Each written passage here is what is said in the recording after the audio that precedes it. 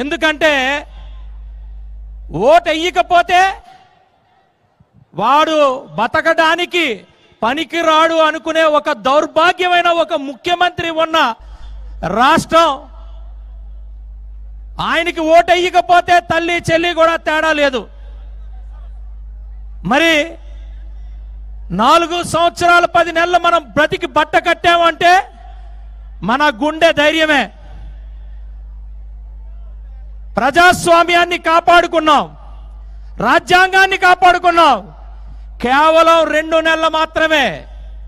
ఈ 2 నెలలు ప్రతి ఒక్కరూ కూడా కష్టపడి మరి పనిచేస్తే మనం ఈ రాష్ట్రాన్ని పూర్తిగా కాపాడుకుంటాం అనేది గుర్తు చేసుకోవాలి. తమ్ముళ్ళు, అన్నయ్యలు అందరికీ కూడా మరొకసారి తెలియజేసుకుంటున్నా.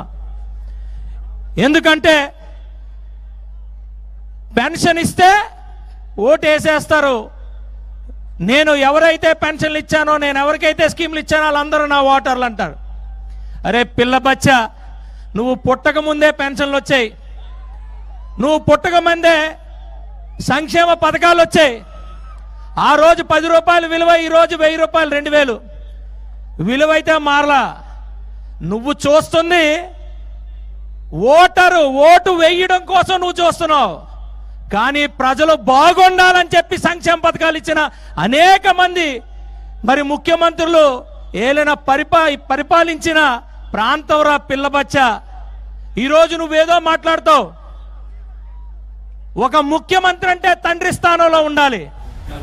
ఒక ముఖ్యమంత్రి